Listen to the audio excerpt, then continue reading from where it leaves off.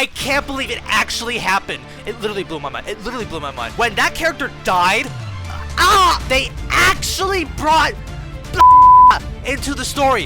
What the heck? Okay, that's all the editing you're ever gonna get for this entire video because I'm gonna get this out early. I don't want to make too big of a rant or talk too much. I just want to get my early impressions out. Oh, by the way, here's what I said in the spoiler part. They actually brought blah blah blah into the story. Woo! Anyways, so originally this video was going to be a SonicHaXD reviews Mortal Kombat 1 kind of video. Unfortunately, I really suck at this game, so much so that I don't think my opinions are valid whatsoever. It's like I think I need to play this game for about like another month to get a grasp as to like what the heck I'm even doing. I can blame the fact that I've never used a PlayStation 4 controller before, and so that's like what I've been using for this game, and I'm trying to get used to the D-pad. So like I like using the joysticks more. Is this called a joystick? I like it, but I had to get more used to using the D-pad and stuff like that. So I can blame that. So I'm not really gonna make this as a review. I'm just gonna talk about some stuff that I went through while playing this game, because I know mainly you guys are here for my story mode opinion. So I'm gonna talk mostly about that at the end of this video. All right. So again, I really can't say much of an opinion about the gameplay mechanics because I'm really bad at it. I don't know how to connect cameo fighters with my combos yet and whatnot. I'm not going to review this game. I'm not going to say like, oh, this game is amazing or this game is crap and stuff like that, because I don't feel comfortable doing that. I will say I'm having fun with the game. It's very interesting. And there's one aspect that I can say that I think that has been very enjoyable. Air combos are really fun. Like, I think that aspect of the game is actually really entertaining to do. I'm really happy they emphasized a lot more of that in this game. Every time I get to do air combos, I had a lot more fun. Of course, I have not tried every character yet. Basically, I've kind of just played through the story mode and just dibble-dabbled with a couple characters like Rain and Smoke and whatnot. No crap, my favorite character is Sizoth, Reptile, so I've been playing him for the most part, trying to learn his combos. Playing as Reptile actually makes me appreciate more of his new form, his new big old lizard form that he's got. When he turns into the lizard form and like smacks you or hits you, it feels more like, oh, big guy power mode, lizard bah, bah, bah, kind of a thing. You don't really get that with other versions of Reptile. So playing as this Reptile, I do appreciate just like, you know, big boy lizard mode more when I play as him. Other characters that I like, honestly, again, I just barely have scratched the surface of this game, and I can't really pick anyone else that I really loved playing. The one that comes to my mind currently is Baraka. I never thought I'd actually enjoy like playing Baraka, but he's just simple, smushy, slishy, slashy, ching ching ching ching kind of a character. He literally has a combo where you can just press this 6 times and he just does like this massive like slashing abilities and stuff like that. It's kind of fun, and I enjoy his like air, like just it's just simple fun in my opinion. And I never thought I'd think of that for Baraka, but I might play more Baraka in this game as time goes on. But I'll definitely try more characters. I know, because there's a couple characters that I haven't even played yet. Okay, that's all I got to say for gameplay. Anything else I want to say? Again, I'm just like rambling. I'm just saying whatever I can think of on the top of my head. The music is actually, some of them were quite bangers in this game. While I'm playing the game, I'm just like,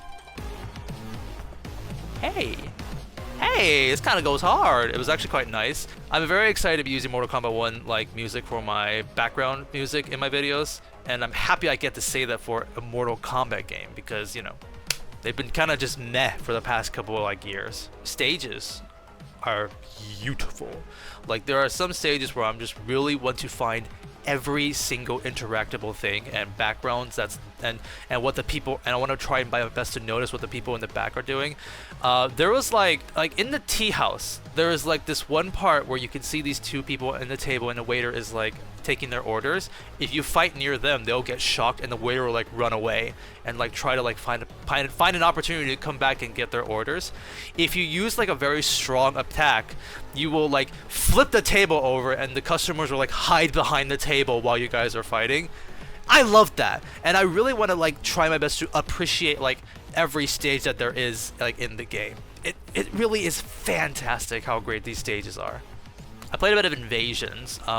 Invasions to me was basically just a mode to practice reptile combos on, in my opinion, because I was just using that to practice.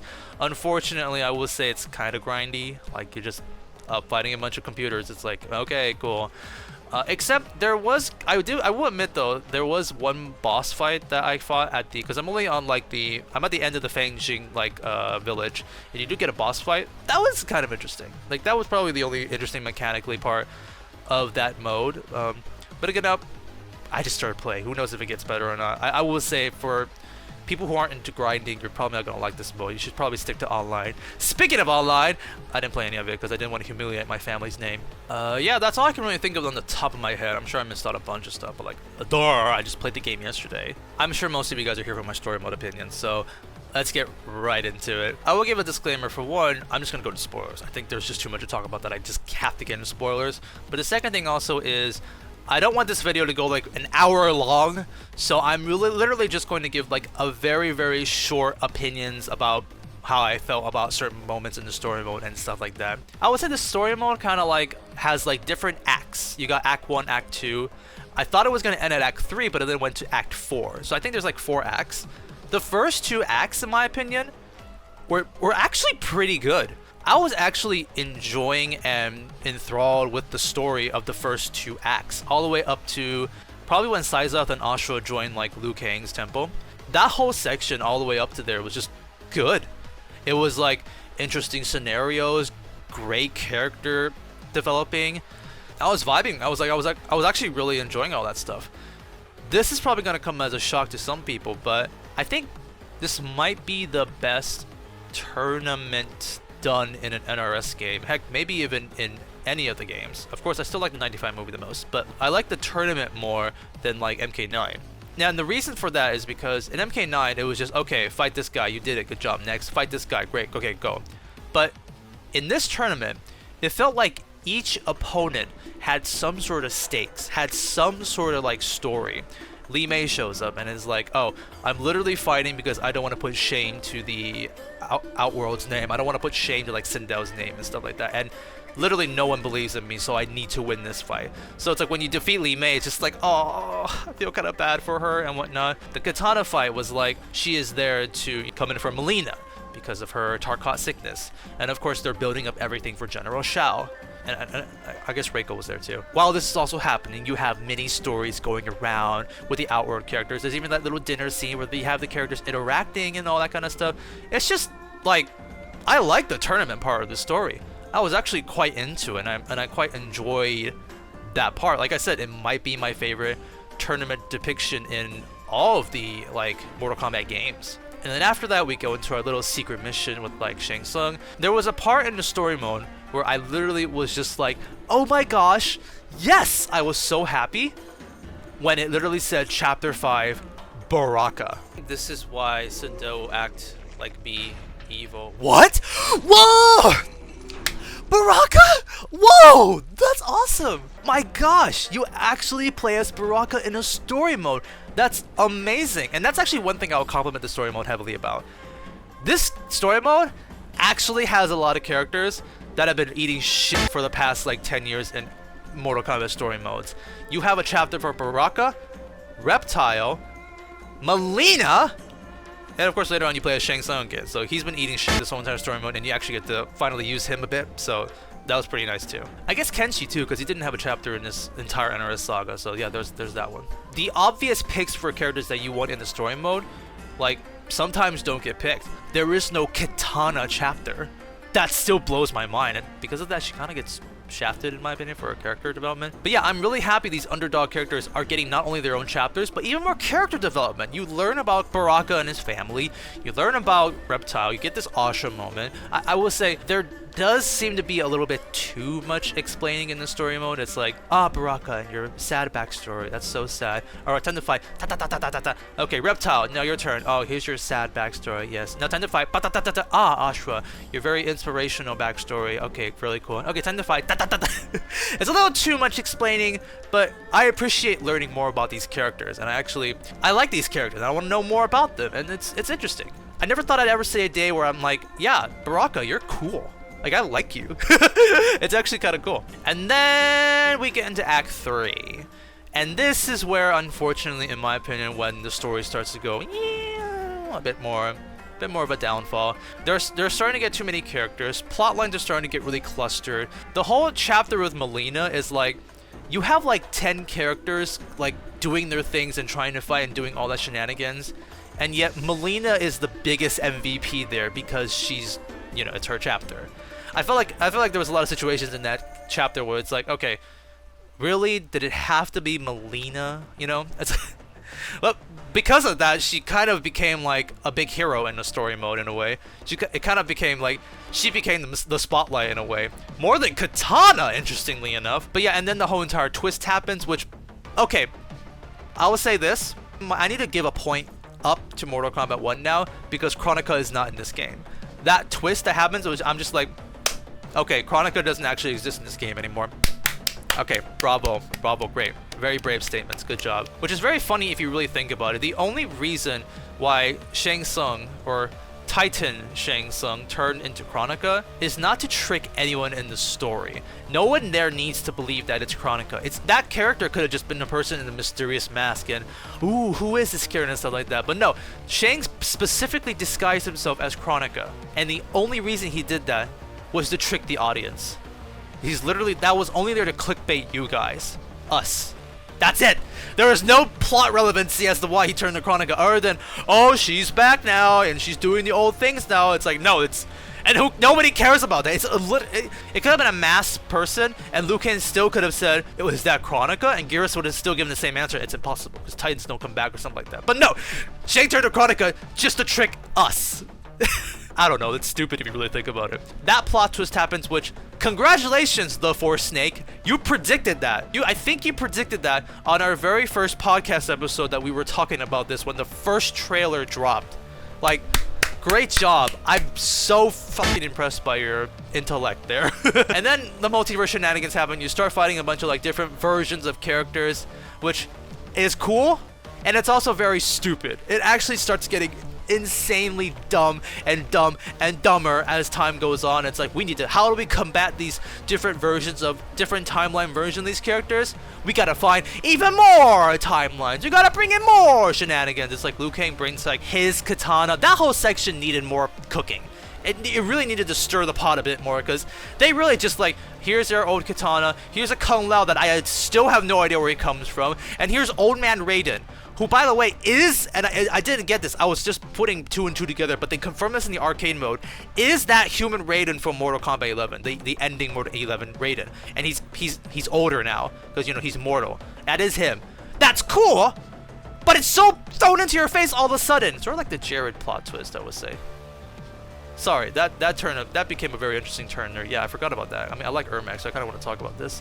I feel like they really didn't develop that good enough, the Jared plot twist with Ermac, but at the same time, it's like, holy crap, this has been a thing that people have wanted since Mortal Kombat 9, and we're actually getting Jared Ermac. Kind of cool. I would say, again, I think they needed a bit more build up with that, not just all of a sudden, hi guys, I'm Jared, I've escaped the mind control now and I'm good, guys, yay. Like, that was just a little too fast in my opinion, but I like the idea. Actually, one other thing I would appreciate about that is the fact that Jared is actually back. He's actually gonna be playable now. He's not, I mean, he died, but he's actually back now.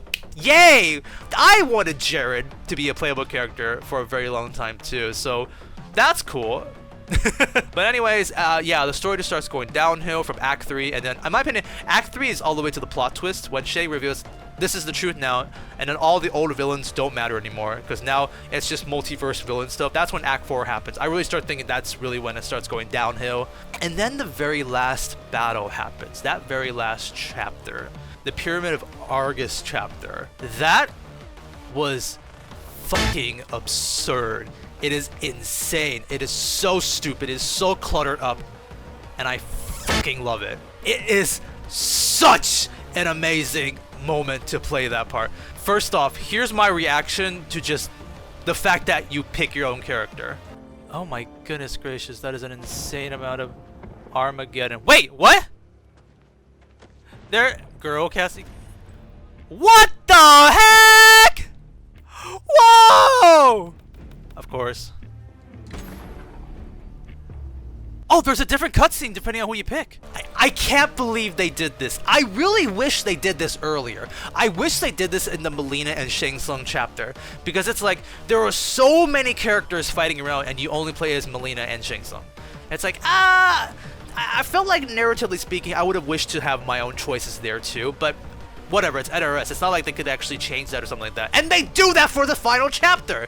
They actually let you choose your own character. And now granted, the cutscenes will be the same. There are just a couple lines of differences. But it's still so cool that you get to play as your own character for that. It literally was a fan fiction. It literally was just like your favorite character gets to be the hero of this world. It felt like Sonic Forces in that aspect. But even the even cooler thing, which I have to actually commend NRS for this, is the amount of random ass characters that you fight, the amount of random ass like combined characters that you fight. It's like my first character that I fought was a Sindel and Reptile combination, and she's called the Lizard Queen. I was thinking like, oh my gosh, is this like exclusive to Reptile? Because it's like, because maybe it's like, oh, because in the lore it's like she tries looking for the Saurian like queen and MKX and stuff like that, and now we literally see that as a Sindel Reptile hybrid. I don't know, it's cool. It's very interesting. I got a Ashra and Johnny combination called Screen Demon. And I got like gender bent characters too, like a gender bent like Scorpion and stuff like that. And I looked on it online. Apparently it's always different. You actually fight these different combination of characters depending on who you play, or or maybe not. Maybe if you play as the same character, it's always the same. I don't know. But I looked online and it's like everybody has like different characters they're fighting. That's awesome. I freaking love that. It is so dumb. It is actually insanely. It's probably the dumbest part in the whole entire plot, but it kind of goes so dumb that it goes 180 around that I enjoy it like a ton. I really love that part. I think my slight okay. I don't want to get too into it. I feel like I can go on and on and on and on about things I liked or disliked about it, but my overall feelings about the story mode is it's good in the first and second half, and it goes down in third act and fourth act, and at the very last battle it just goes because of how entertaining it is. I will still say the third act and fourth act are dumb, but they are entertaining. It is entertaining to go through that. It was entertaining bad in my opinion, and I feel like, and even then there was still some pretty good character moments, you know, with Li Mei, you know, despite Melina getting too much spotlight. I'm happy for Melina to actually get like more character development for her. I'm happy for her. Again, this is just me going on about whatever I can think on the top of my head and just throw some first impressions out. I'm gonna say a lot more on the Kombat Kings podcast eventually. After this, you're probably not going to see too much of me until I'm done writing the entire like big old script for the Mortal Kombat 1 videos. Although I think I will be uploading my full gameplay footage though. I think you guys will want to see that first, so I'll probably I'll probably edit that to be able to at least release something for you guys. Yeah, that's all I can think of right now, and I literally played the game for about like 24 hours, I guess. Thank you guys for watching. I hope you guys are going to enjoy more of the game. Excited to see where it goes. I actually really want to see a story expansion. I would love to see where they would go with some of these characters, or new characters and stuff like that. I want the DLC characters to be also playable at that very last segment of the game, you know? Like, I feel like Ermac and Quan Chi are very understandable. Maybe, what if you play as Takeda at the very end scene? That'd be very interesting. What'd be even more interesting is playing as Omni-Man at the very end scene. Play as Homelander to save the entire day. That'd be so funny. I don't think they would do that, but that'd be freaking hilarious if you could do that. Alright, I'm gonna end this now. Thanks for watching. See you guys later. Bye bye.